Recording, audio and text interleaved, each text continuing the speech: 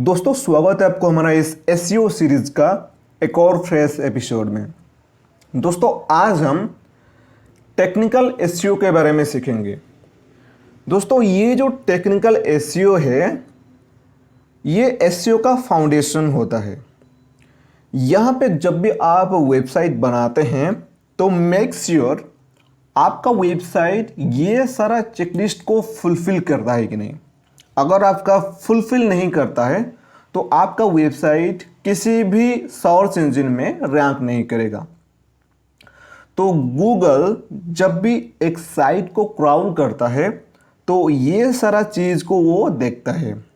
Site का structure सही है कि नहीं, साइट का लोडिंग स्पीड सही है कि नहीं, सिक्योरिटी सही है कि नहीं, 301 रीडायरेक्शन है कि नहीं, ये सभी चीज़ को ये एनालिसिस करता है।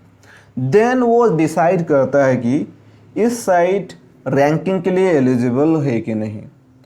तो हमेशा ये जो फाउंडेशन है एसईओ के लिए, ये टेक्निकल एसईओ सबसे पहले आप करें। तो टेक्निकल एसईओ में सबसे पहले होता है साइट स्ट्रक्चर। तो जब भी आप वेबसाइट बनाते हैं सबसे पहले आपको वेबसाइट को प्लान करना होता है। प्लान मीन्स आपका वेबसाइट एक हायरार्की मेंटेन करना चाहिए। मीन्स वहाँ पर एक होम पेज होना चाहिए। होम पेज पे आप कुछ सब पेज के बारे में आप मेंशन करना चाहिए। सब पेज का कुछ सब कैटेगरीज पेज होना चाहिए। देन उन कैटेगरीज का कुछ और भी सब कैटेगरीज होना चाहिए। उस तरीके से आप एक ट्री जैसे बनाते हैं, ट्री के हिसाब से वेबसाइट को प्लान करना चाहिए।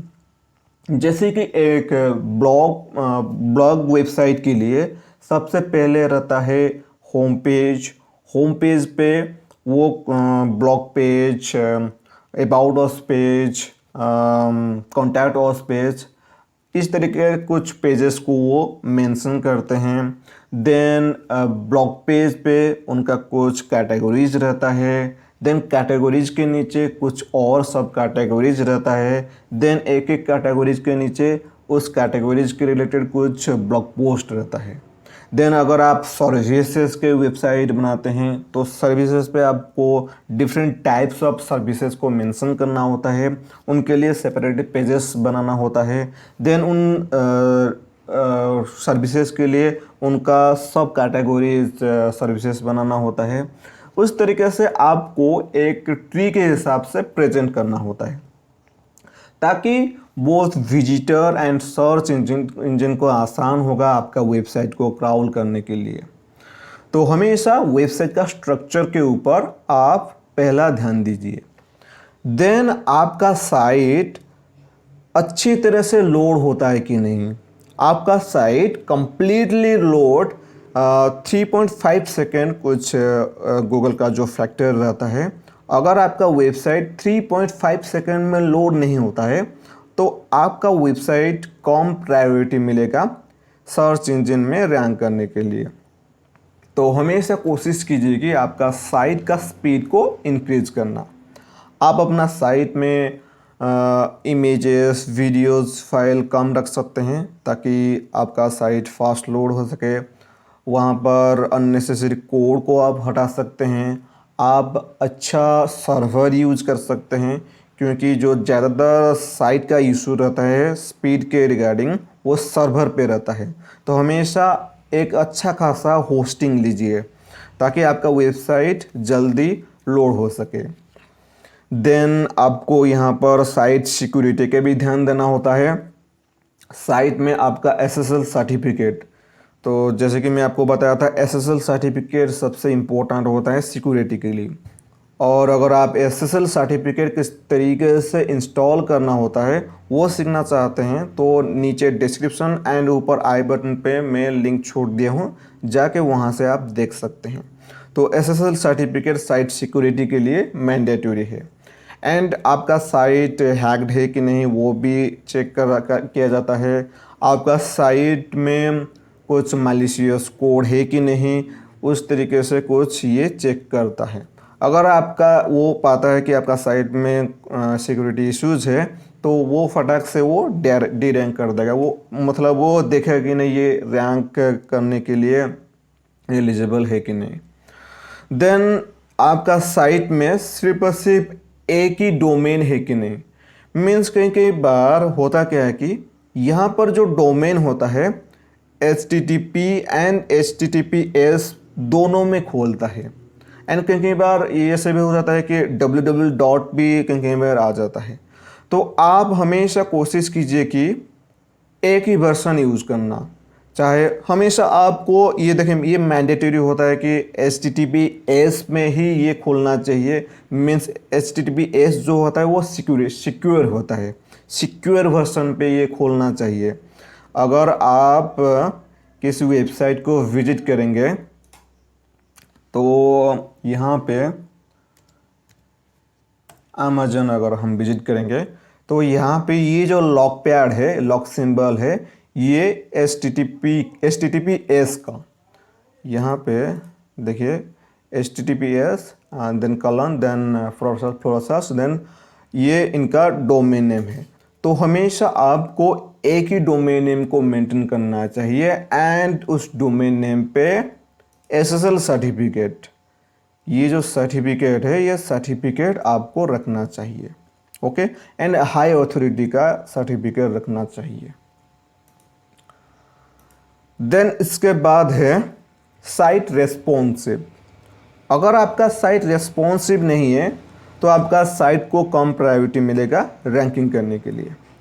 तो आजकल गूगल ध्यान रखता है कि मोबाइल पे आपका साइट सही तरीके से खोलता है कि नहीं, मोबाइल पे आपका साइट किस तरीके से दिखता है।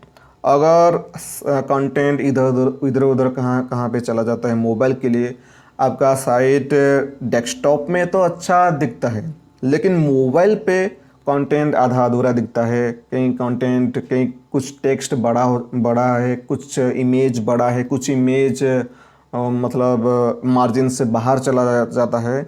तो अगर आपका साइट में कुछ इस तरीके का रेस्पॉन्सिव इशू है तो आपको कम प्रायोरिटी मिलेगा रैंकिंग करने के लिए। तो हमेशा साइट को रेस्पॉन्सिव कीजिए। देन इसके बाद है XML साइट मैप। तो ये जो XML साइट मैप होता है ये गूगल बोर्ड के लिए एक मैप जैसा है। मीन्स बोर्ड को ये डायरेक्शन देगा कि यहाँ पे इस पेज है, इस पेज के अंदर ये है। ये मीन्स आपका साइट का एक मैप है। देखिए यहाँ पे अगर किसी साइट को, अगर XML साइट के बारे में आप जानना चाहते हैं, देखिए यहाँ पर हम साउथ मी लाउड को अगर विजिट करेंगे, ये एक अच्छा ब्लॉग है SEO के लिए, डिजिटल मार्केटिंग के लिए। आप इसे चाहे तो पढ़ सकते हैं, बहुत अच्छा ये लिखते हैं। अगर हम इस साइट का XML साइट मैप को देखेंगे, स्लैश देन आपको यहाँ पर डोमेन नेम के सामने स्लैश sitemap.xml आपको टाइप करना होगा।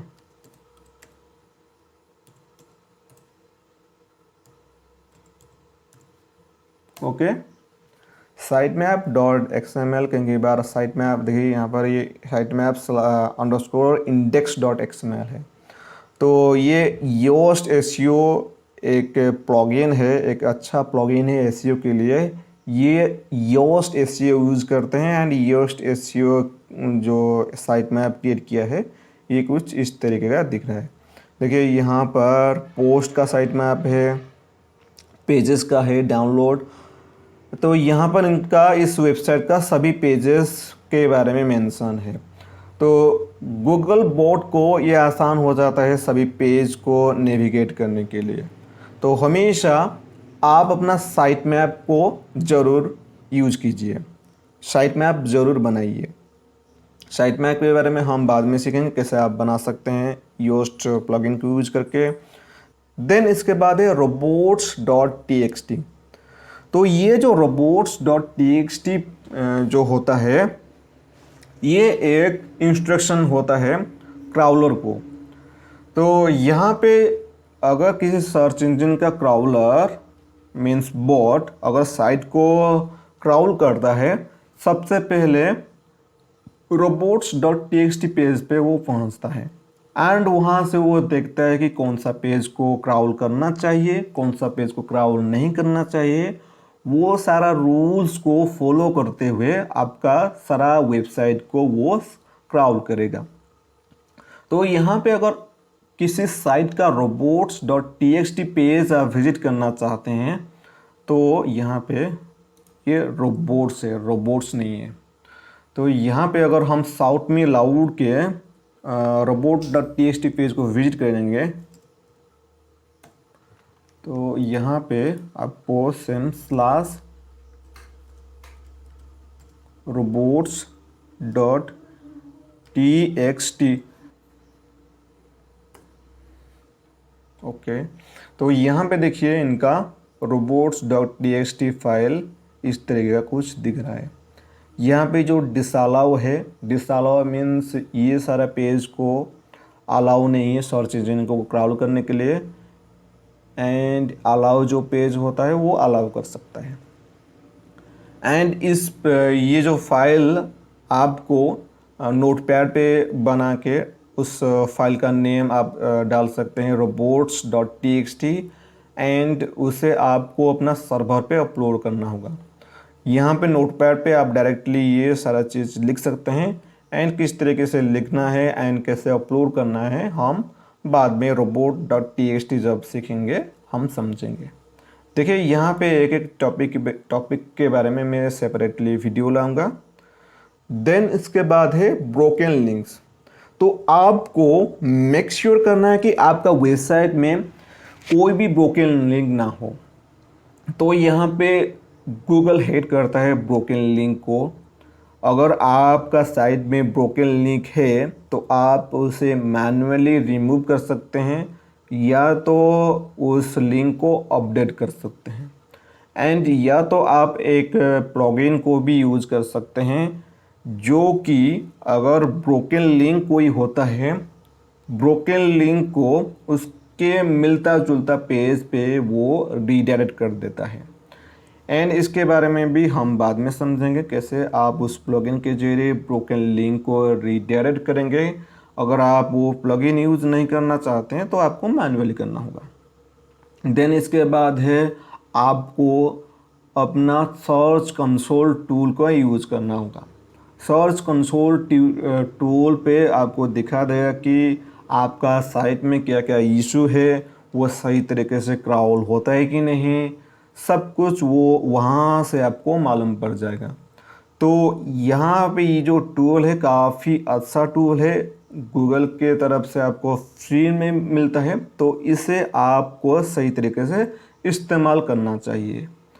तो ये सभी चीज़ को आपको ध्यान में रखते हुए एक वेबसाइट को डिज़ाइन करना होता है।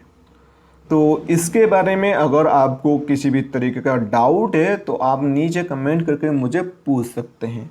एंड अगर आपको ये वीडियो वैल्यूएबल लगा है तो इसे लाइक कीजिए, शेयर कीजिए आपका फ्रेंड्स और फैमिली मेम्बर्स के साथ, और हमारे चैनल को सब्सक्राइब कीजिए। पास में दिया हुआ बेल आइकन को भी प्रेस कर दीजिए ताकि मैं जब नया वीडियो अपलोड करूँगा आपको सबसे पहले नोटिफिकेशन जा सके। सो फिलहाल के लिए इस वीडियो में इतना ही, मिलते हैं अगले वीडियो में।